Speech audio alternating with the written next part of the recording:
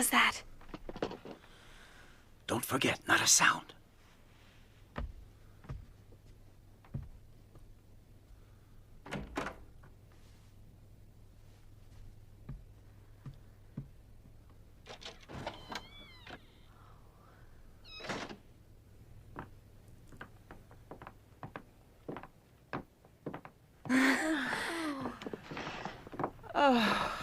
Hello, everyone.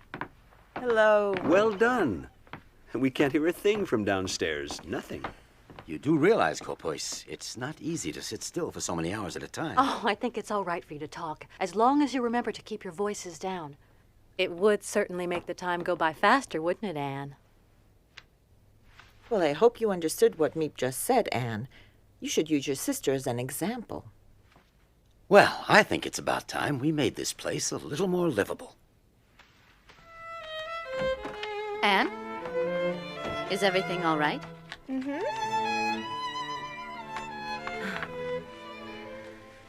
You're hanging up pictures of your favorite movie stars, and a picture of our Queen Wilhelmina, too. Yes. Everybody laughs at me because I'm so keen on the royal family.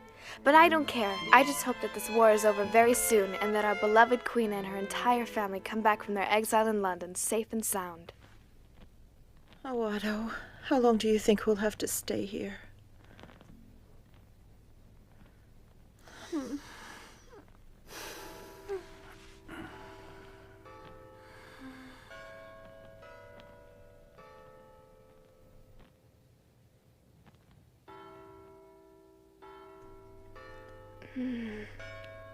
Margot, can you hear the church bells? I'm trying to sleep. Margot, I love them, especially at night, because you can count on them. What a beautiful sky.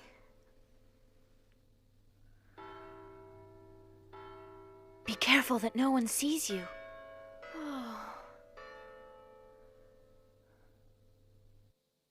Daddy said the Van Daan family will be coming into hiding with us. I hear that their son Peter is very nice. Nice looking, too. I'll never be able to sleep with those church bells ringing every 15 minutes. Look at the stars, Margot.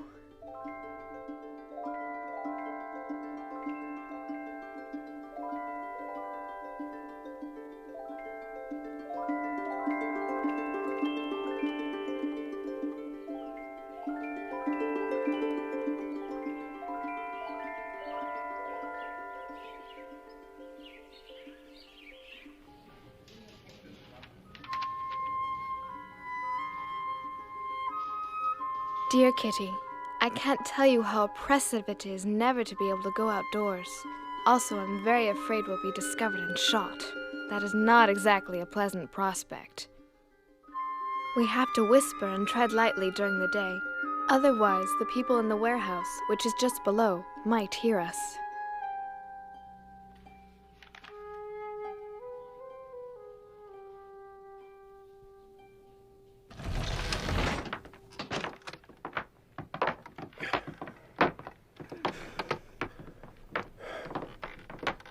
We're almost there.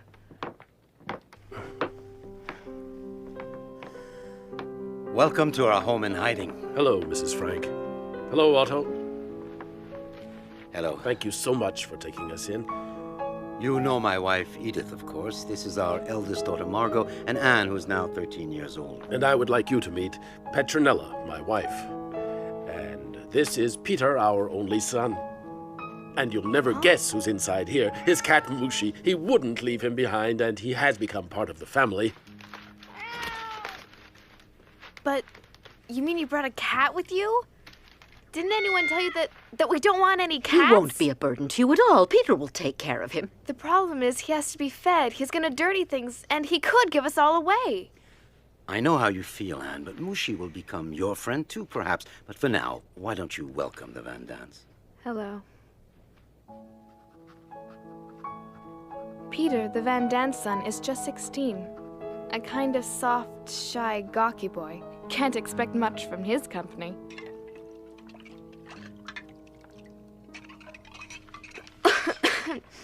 Mr. Van Daan, what's been happening outside since we left? And do you know what's become of my best friend, Lise Goslar? What did you say? You heard me, and I really would like an answer, Mr. Van Daan. You know, there are thousands of call-up notices, raids, and arrests on the outside. It's a madhouse. And I'm sorry, but I don't know a thing about your little friend Lise. Why should we worry about others? We have enough problems of our own. Yes, you're right. Oh, what a nice large pile of clean sheets you've got. I would suggest that we use these first. What do you think? I thought it would be much better if each family used its own sheets. I agree with Mummy. It would make more sense. Is that how little girls are supposed to talk to grown-ups? Is that the way you were taught to behave? First of all, I'm not a little girl, Mrs. Van Daan. And secondly, don't forget you're in our home. Well, you ought to have been in our home. We were properly brought up. It's absurd that Anne is so frightfully spoiled. I wouldn't put up with it if Anne were my daughter. Thank heavens I'm not.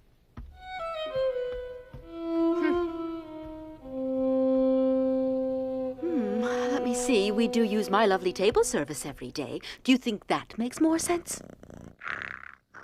You really don't know people until after you've had a fight with them.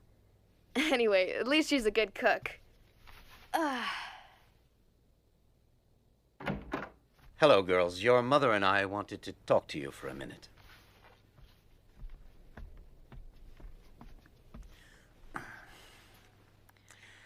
I can understand how you feel about the Van Daans, but if each of us doesn't give just a little, our lives in this house are going to become unbearable. You should be grateful that we're together in a safe place. The situation is difficult enough. There's no sense in making things harder.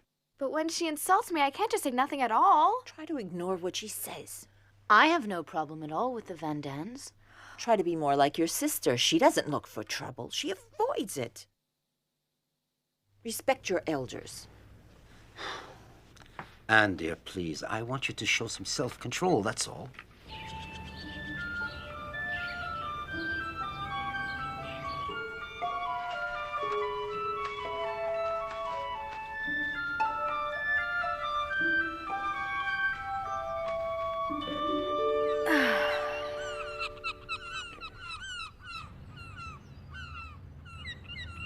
I think of our hiding as a dangerous adventure, romantic and interesting at the same time.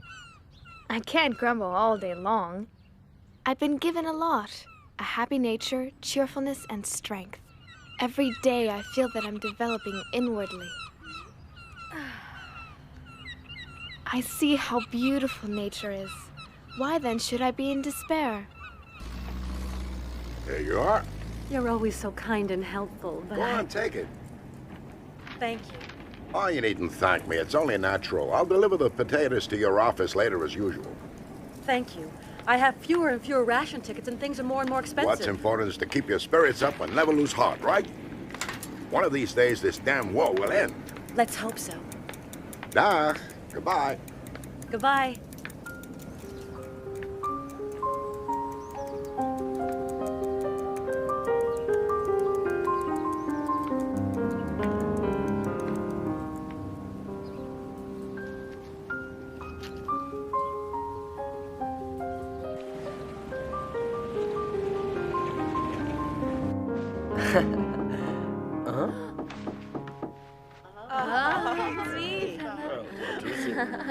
Hello, Meep.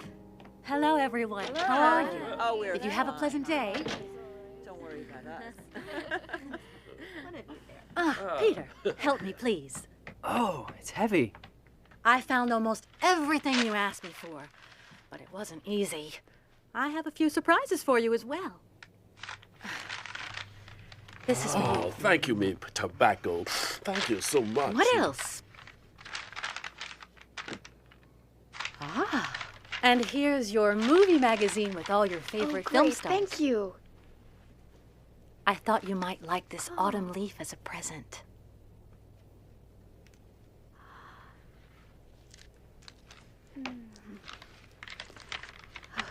Let me smell Wait! it. Oh no! Now look what you've done. I'm sorry, Anne. Now for the big surprise. Huh? Take it, Mr. Frank. Go on.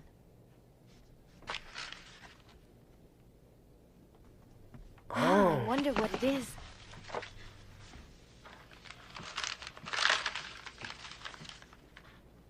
Oh. It's a book? Perhaps you should open it.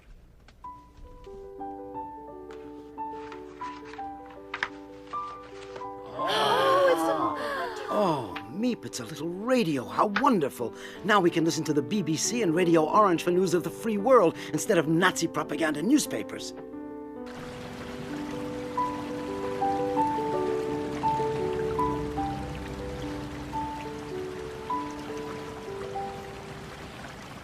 It's forbidden to have a radio. So, on top of clandestine Jews, clandestine money for clandestine buying on the black market, we can add a clandestine radio. As the news from the outside gets worse, the radio helps to keep up our morale. This morning, English and American troops landed in Tunis, Algiers, Casablanca, and Oran. Ah, this is not the end. I told you we had to remain optimistic. Of the end. But it is perhaps the end of the beginning. You have just heard the voice of Winston Churchill, announcing to the free world a decisive step towards the liberation of Europe. Algiers is here. The Allies are now in control of North Africa. The next step, strategically, should be in the Mediterranean region. An invasion of Italy, perhaps. That's all well and good, but Italy's far from here. Yes, she's right. Not a day goes by without listening to the voice of the free world from London, which keeps our spirits up in the hope of being liberated very soon. The other good news is that Meep is going to spend the night here. You can't imagine how happy I am that you're spending the night in the secret annex with us. I am too, Anne. Look! I saved the ribbon from my birthday present wrapping. Everyone laughed at me. They said I was doing up my hair to look like a movie star. I have lots of other colors too, so I can change whenever I feel like it. I'm glad you care about your appearance, even in hiding. It's a very good thing. I would love to enjoy myself again, ride my bicycle, breathe in real fresh air. I want to dance and travel and see the whole world. I know, and I'm sure this horrible war will be over soon, Anne. Wait, let me do that. Your hair is so soft. Do you brush it often? Mm-hmm.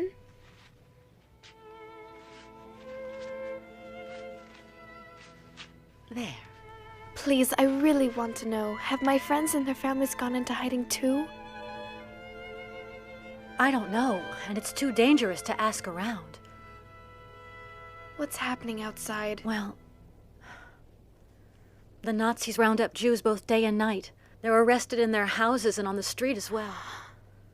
They have to leave everything behind. Their possessions are confiscated. If they refuse, they're beaten or even killed immediately. They have no choice at all. You're all safe here, in the secret annex, as you call it, but you've got to be very careful. Oh. Meep. Meep, I love you so much. I'm afraid they'll arrest you because of us. Meep, I'm scared.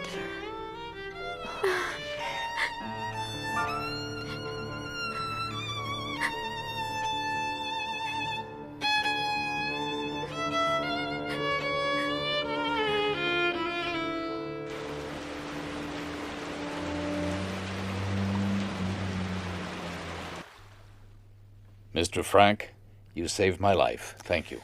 The danger is the same for 8 as for 7. Consider this your home. You know my wife. Dear Kitty, great news! We're taking in an 8th person, Mr. Dussel, a dentist. I'm not so crazy about sharing my room with a stranger, but you gotta be prepared to make sacrifices for a good cause. Anyway, they didn't give me a choice.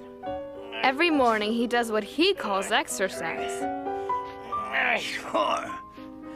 And guess where he prefers spending his time? In the water closet 3, 4, 5 times a day, 15 minutes each time, while the whole annex waits, begging him to come out. My turn! Do you think he cares? Not a bit.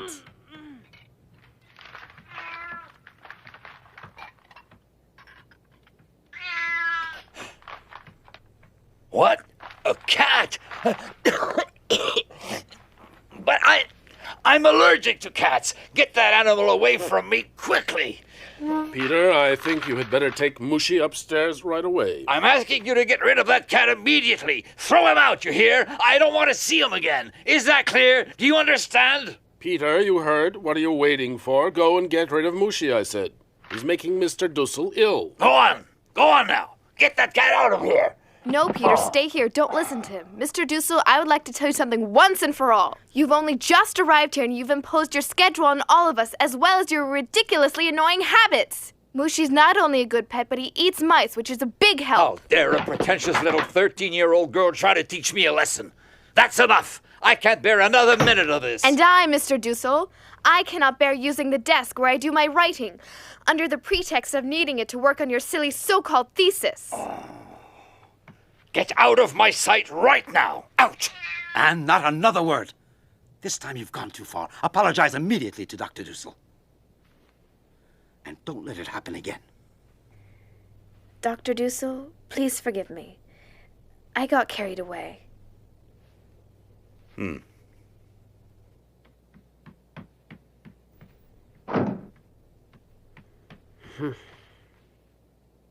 You were really frightened, weren't you, my little scaredy cat?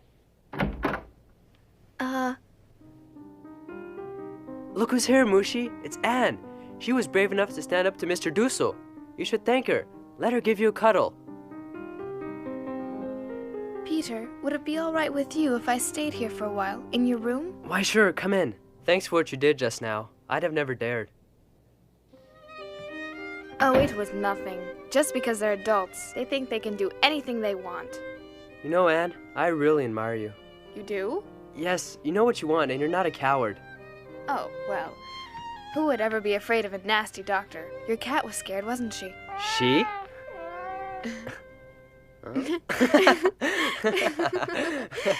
You're joking. Mushi's a he, not a she. Would you like to hold him? A he who's expecting kittens? Look, can't you see how round her tummy is? Give him to me. Huh? You're gonna see for yourself what he is. Oh no, Mushi! Come back! Come back right now, you hear?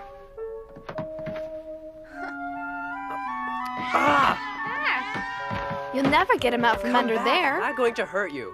Come on. There, I got him. Now I'm going to show you. There, he's a male, you see? Thank you. But I've seen quite enough. Mushi is a male cat. All right, Peter, you win. Thanks for the lesson. Leave me alone now.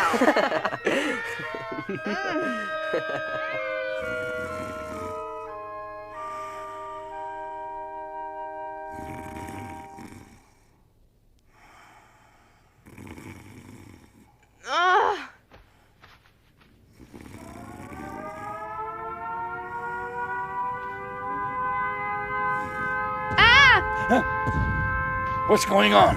I'm scared.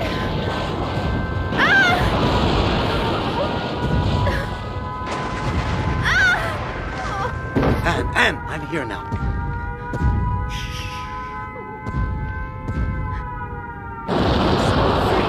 Rest in my arms. Shooting is beautiful. You can come and sleep in our room tonight. Calm down.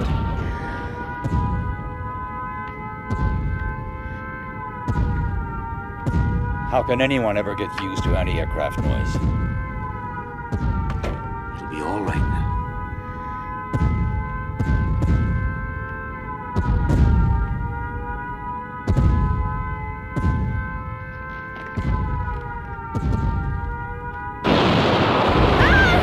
Oh, Daddy.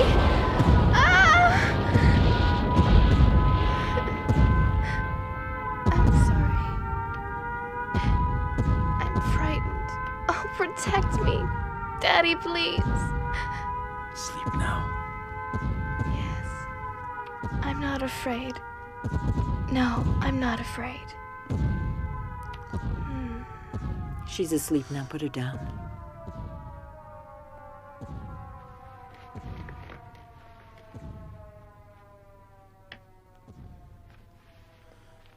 Sleep well. Sleep well, my little Anne.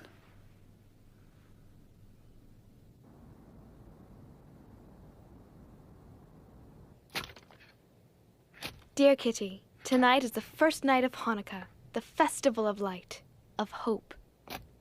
We couldn't bring our menorah with us, so we made one of our own.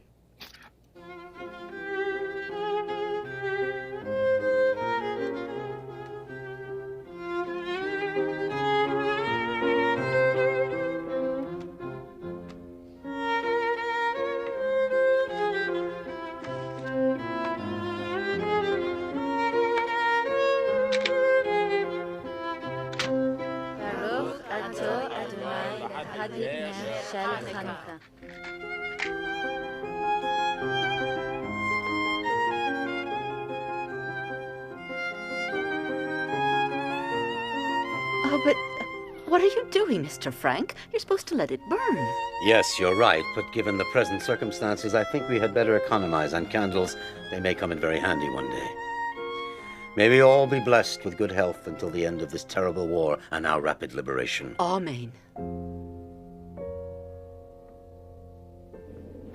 Anne. No! Anne, stop acting silly. Take your blanket off your head. You've had the flu for almost a week now. Come on now, sit up. Oh, Dr. Dussel wants to examine your... Oh, take the blanket off your face. No! Anne, please stop acting like a baby. No, I don't want him to touch me. He's a dentist, not a real doctor. I studied medicine, young lady, whether you like it or not. We don't want the flu to turn into pneumonia. Leave this to me. Mommy, help! No, tell him to stop, Mommy. It won't help. Mr. Dussel's half deaf. I'll have you know I hear everything I need to hear perfectly well.